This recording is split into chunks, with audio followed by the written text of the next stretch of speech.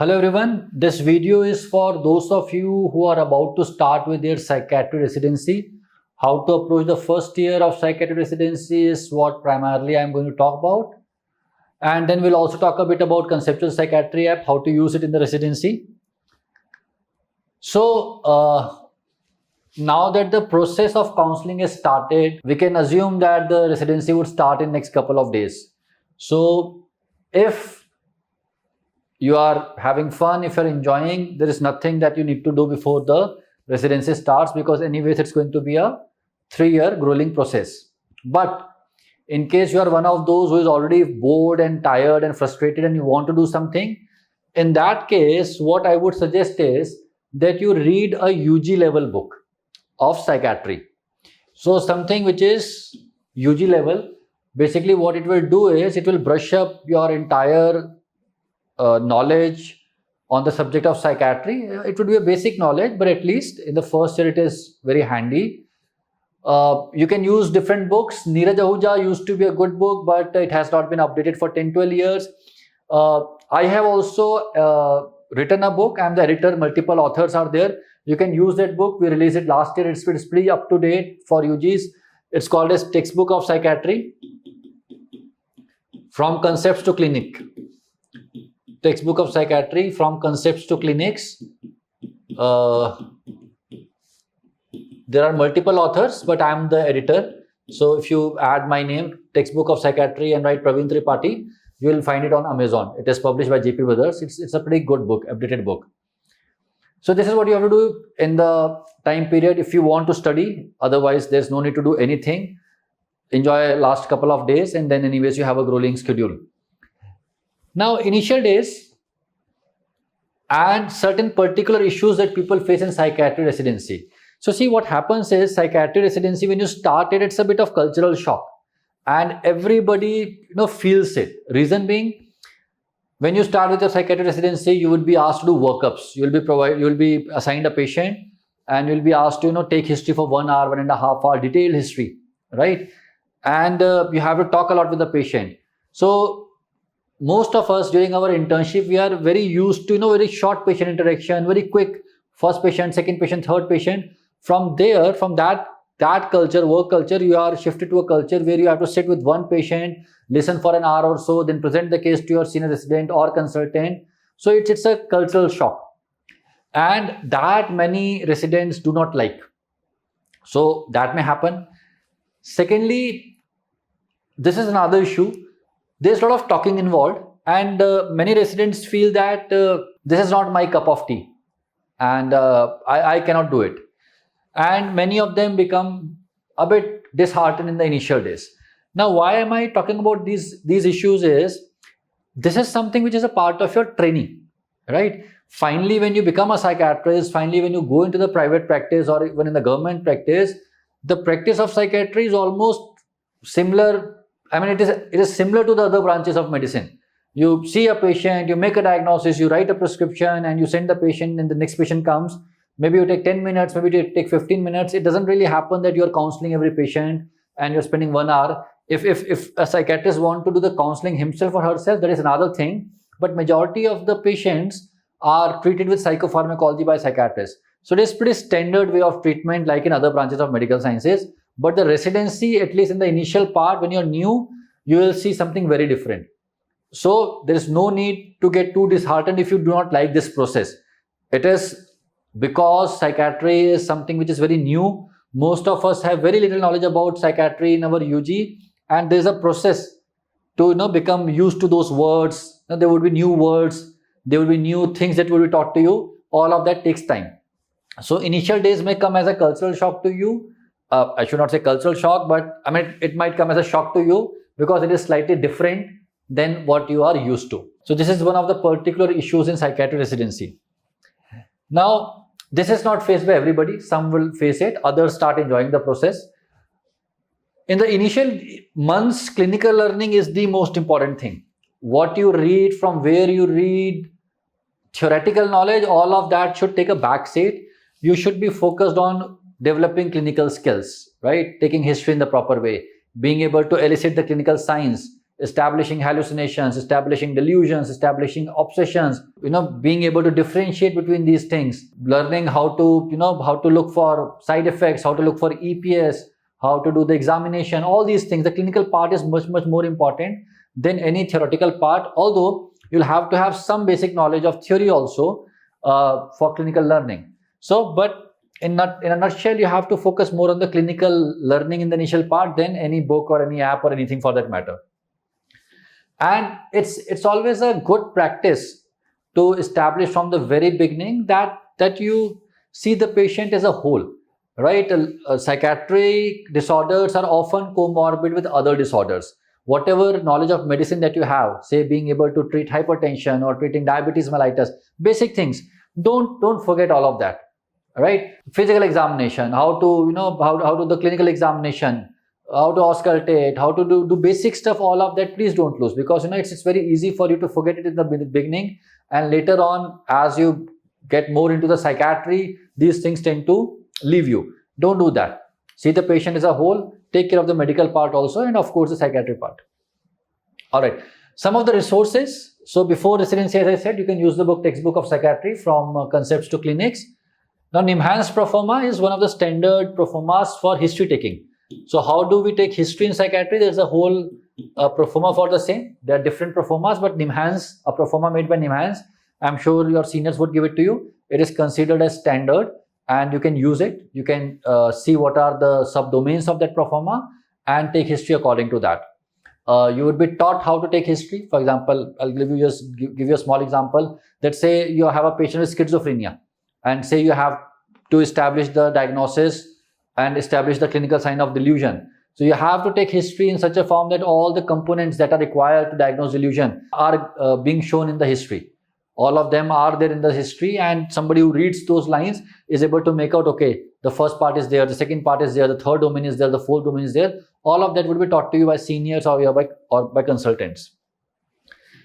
MSc, mental studies examination, a very important part of psychiatry. History taking, there are different manuals, but the Strub & Black is one of the most standard manual and the one that you can quote in front of your consultants and in the examination also later on. Now Fish and Sims are the books that would be told to you by everyone in the first year, in the first semester itself, and they look like very, very small books, very thin books, but they are one of the toughest books to read.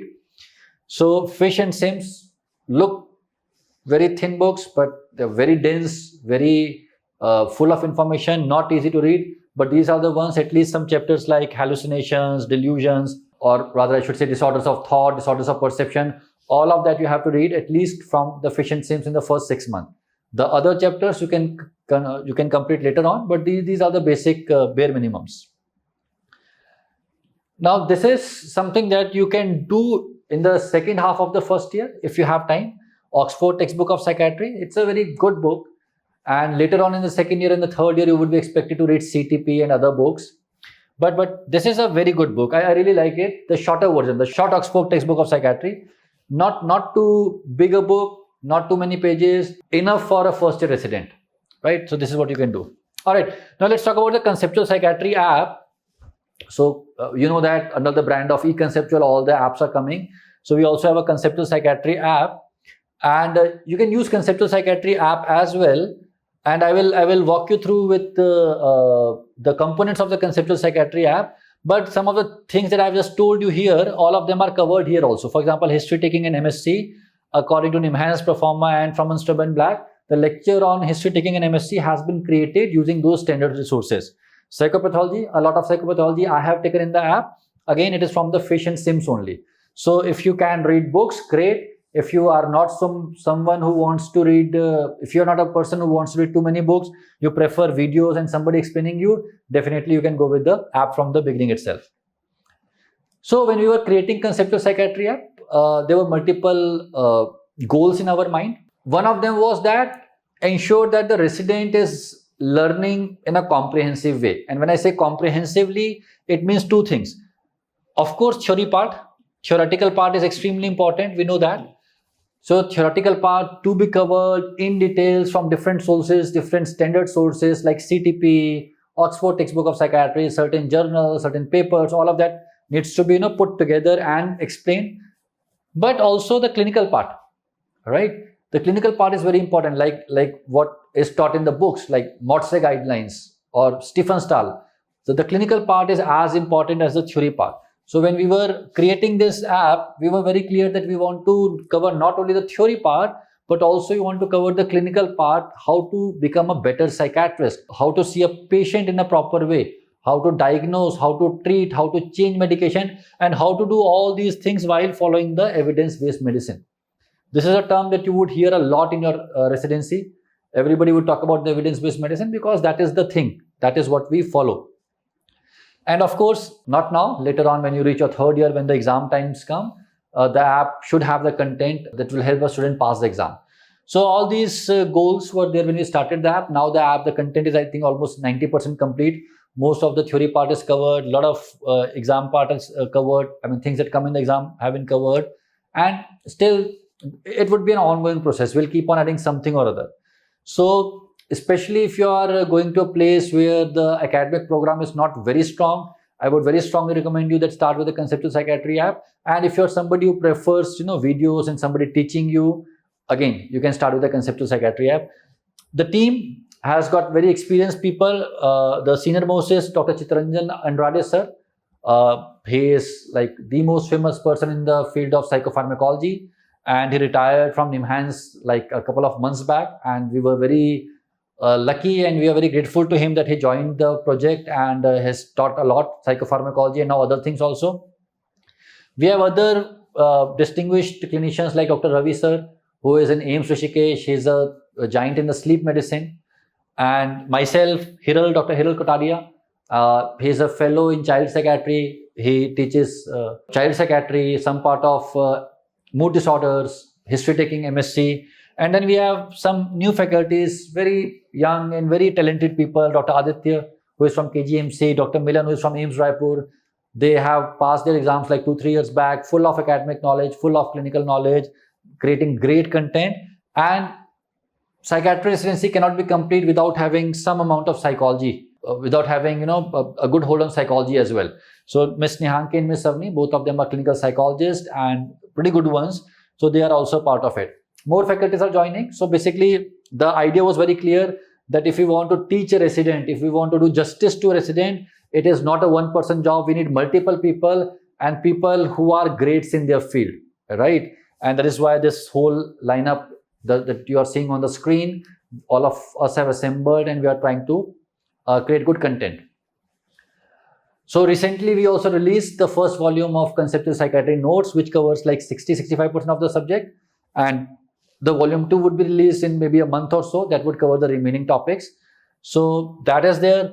In the next leg, we want to add MCQs. We want the app to be an effective platform for preparing for NEET SS. If some of you want to become a child psychiatrist or addiction psychiatrist or geriatric psychiatrist, you'll have to pass NEET SS exam. And we would be adding MCQs in the next leg. Some of you would want to go outside MRC Psych and all of that. We would try to add content which will be relevant for those exams as well. Examination material, theory material has been added. Our plan is that later on we will add long cases, short cases, how to complete a long case in 40-45 minutes. Similarly, short cases, all those things would be added. But what I want to say is that finally, we are trying to cover everything that is required for a resident. And I'm pretty sure that you would get very benefited by this app. Already, a lot of students have enrolled. But coming back to residency part, again, psychiatry residency is something which might be challenging in the beginning, which might make you a bit confused also in the beginning because it is slightly different from what we are used to. But as you would continue with it, you would like it. There's something called as second year syndrome, which is there in almost all the branches, but more so in psychiatry. By the time you reach second year of your residency, a good number of the residents become very dissatisfied with their branch. It happens with all the branches, but psychiatry also. And I was one of the person who became very dissatisfied with the psychiatry branch in second year, primarily because I felt that, yeah, I'm a doctor, I'm supposed to talk about receptors, I'm supposed to talk about molecules, I'm supposed to talk about pharmacology. I don't really like all this social thing, psychology thing. This is what came to my mind at that time as a young resident.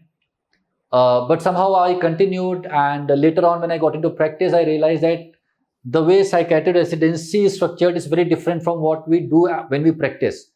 So later on, you do all psychopharmacology, all receptors, molecules, and everything which we like as doctors. And also, I realized later on that psychology is such an important part. When you get into the practice, people want you to talk. People want to talk to you. They give great importance to that segment. So this is something that I want you to keep in mind, that in case you become dissatisfied with branch at some point of time, please remember it happens. It happens to almost everybody. It happened to me. I remember thinking that after completing my MD psychiatry, I would go to US and do neurology residency. I did not, and I'm thankful to myself for not doing it, because it would have been a stupid decision. Not that neurology is bad. Neurology is a great branch, but psychiatry is as good a branch, right? And these are different branches. When you come into practice, you should be very clear what you want to see, and you cannot do this hodgepodge. So there might be tough times. Mostly it would be good times, and you would have fun. I hope your residency goes well. And anyways, we have multiple groups, WhatsApp group, Telegram group, where we are connected with the residents. I'm hoping you're a part of them also. And yeah, so all the best for residency. And in case you ever want any suggestion from me or any of the other faculties, we would be more than happy to help you. All the best. May God bless you all.